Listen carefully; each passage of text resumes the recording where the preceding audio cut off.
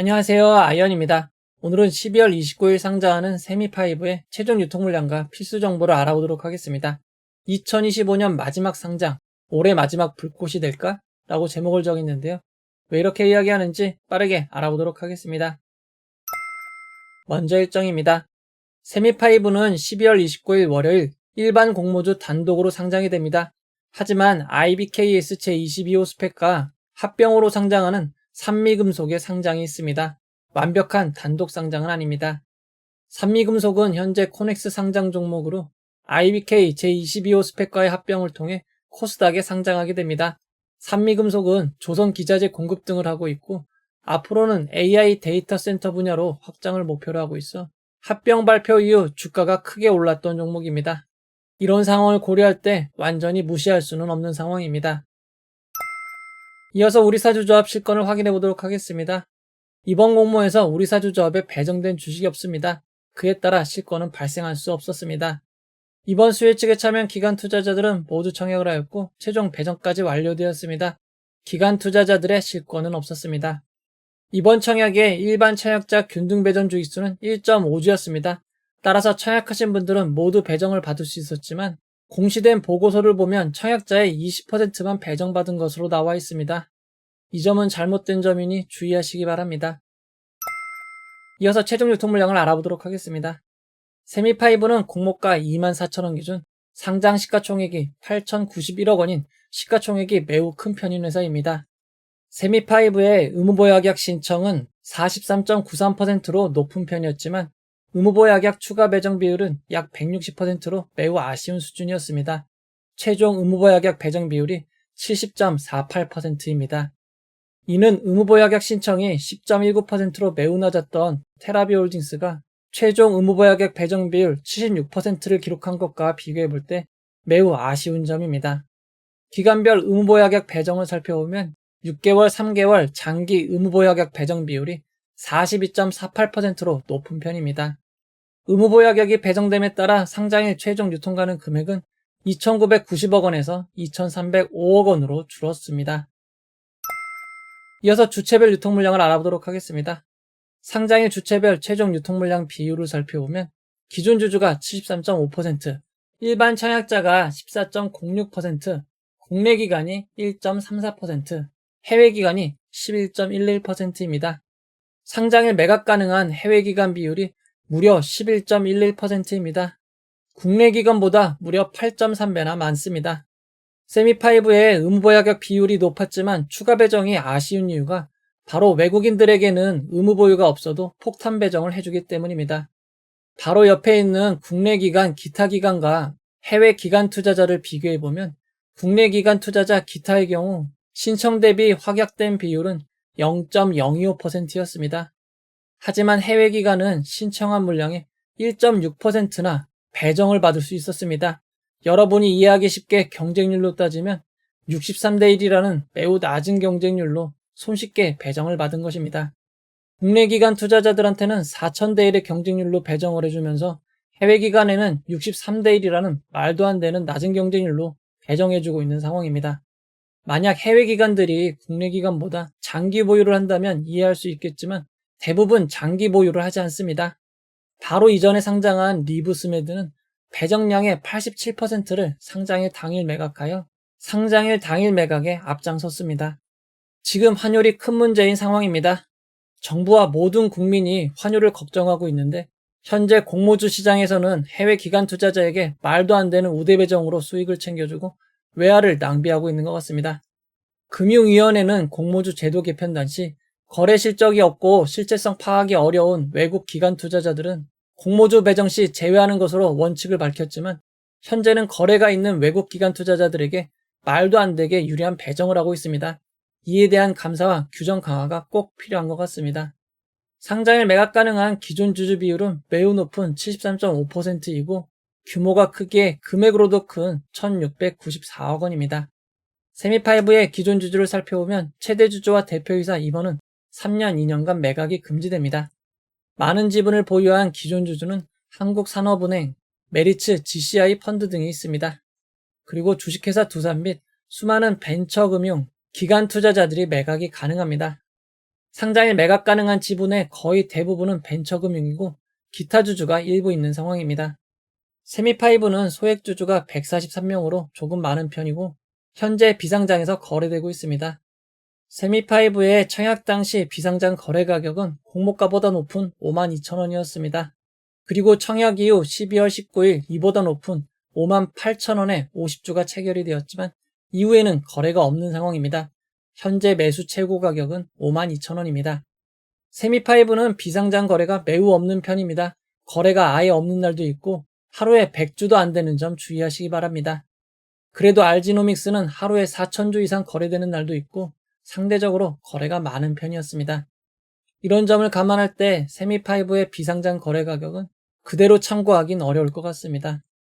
기존 주주의 취득단가를 구해보면 무상증자 감안할 때 2019년 투자자는 3,074원에서 5,589원, 2020년 투자자는 6,486원, 2021년 이후 투자자는 16,106원입니다.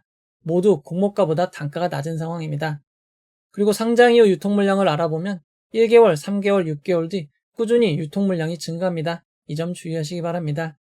세미파이브의 상장 유통물량을 이전 상장 종목과 비교해보면 산일전기, 아이스크림 미디어보다 조금 더 크고 대한조선, 달바글로벌보다는 조금 작은 수준입니다. 세미파이브의 상장의 유통물량은 평균보다 매우 큰 수준입니다. 이어서 상장일 주가 범위를 알아보도록 하겠습니다. 세미파이브는 공모가 24,000원이 기준 가격이 되고 상한가 400%는 96,000원, 하한가 60%는 14,400원입니다. 청약하시고 배정받으신 분들을 위해 최상의 결과 있기를 바라도록 하겠습니다. 이제 결론을 내려보도록 하겠습니다. 이번 공모에는 환매 청구권이 있습니다. 상장일로부터 6개월까지 환매 청구권을 행사할 수 있습니다. 환매 청구권은 공모주로 배정받은 주식에 한해 행사할 수 있는 권리입니다. 삼성증권 공모주 환매 청구권 메뉴에서 행사가 가능합니다. 행사 가격은 공모가의 90%인 21,600원입니다. 상장 후 6개월간 환매 청구권 메뉴를 통해 21,600원에 팔 수 있는 것입니다. 따라서 주가가 21,600원 이하로 떨어질 경우에는 매도하지 마시고 환매 청구권 메뉴에서 환매 청구권을 행사하시면 됩니다. 단 공모주를 신청한 계좌에서 주식이 떠나면 권리가 소멸됩니다. 가족 계좌 등을 이용하여 주식을 모으시는 분들은 이 점 주의하시기 바랍니다. 세미파이브는 삼성증권으로 진행이 되었습니다. 청약자가 많고 모두 배정을 받았기에 대형 증권사이긴 하지만 미리 로그인하시기를 권장드리도록 하겠습니다. 세미파이브의 비례는 환불일이 2일로 짧았기에 최종 경쟁률 기준 16.14% 상승한 약 27,900원이 되면 수익이 발생합니다. 최근 상장 종목의 현황을 살펴보도록 하겠습니다. 최근 상장 공모주의 고점은 놀라울 정도로 높은 수준입니다. 가장 낮은 쿼드메디슨이 79%, 그 외에는 모두 146% 이상 상승을 기록하였습니다. 특히 12월 16일 이후 상장 종목은 모두 200% 이상의 고점을 기록하는 놀라운 상황이 이어지고 있습니다. 이런 상황에서 규모가 매우 크고 기존 주주가 많아 걱정되었던 리브스메드도 시초가 20% 상승, 최고 29%의 상승을 기록했습니다. 아직까지 분위기는 좋다고 할 수 있습니다. 다만 리브스메드는 상장일 공모가 이하로 주가가 하락하며 8월 25일 상장한 그래피 이후 처음으로 공모가를 하회한 종목이 되었습니다. 최근 상장표에서 오랜만에 공모가 이하의 성적을 보게 되었습니다. 세미파이브는 원하는 반도체를 만들 수 있도록 도와준 업체입니다. 반도체의 스펙 정의, 설계부터 생산 위탁 등 모두 관리하고 대행해주는 업체입니다. 세미파이브는 삼성전자의 DSP 파트너입니다. 삼성전자 파운드리 서비스를 이용하려는 업체들이 주요 고객입니다. 투자 설명서에서도 삼성공정을 활용하려는 고객으로부터 많은 주목을 받고 있다고 밝혔습니다. 세미파이브는 주로 삼성전자 파운드리를 이용하여 반도체 개발을 원하는 고객사에게 반도체 설계, 생산, 발주 관리 등을 통해 최종 반도체 칩을 제공하는 턴키 서비스도 하고 있습니다. 세미파이브와 같은 회사들은 결국 이용하는 파운드리 서비스의 점유율에 따라 큰 영향이 있습니다. 삼성전자 파운드리 서비스가 TSMC에 이어 2위를 차지하고 있지만 시장 점유율 차이가 매우 큰 점은 주의하시기 바랍니다. 세미파이브의 매출은 대부분 용역에서 발생하고 있습니다. 용역은 디자인하우스 매출과 턴키 매출이 포함이 됩니다. 작년부터 매출이 대폭 늘고는 있지만 적자가 지속되고 있습니다. 2024년 매출은 760억 원, 영업이익 적자는 225억 원입니다. 세미파이브의 수혜 측에 참여한 기관들은 많았고 경쟁률은 낮았습니다. 경쟁률이 낮은 이유는 규모가 크기 때문입니다. 의무보약약 신청도 평균 정도 수준이기에 리브스메드와 달리 좋은 수혜 측 결과를 기록하였습니다. 세미파이브는 반도체 관련 회사로 반도체 테마로 볼 수 있습니다.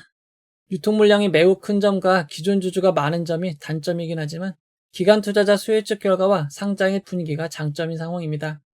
지난주까지 고점이 가장 낮았던 종목은 메리츠 제이로 스펙이 60%였습니다.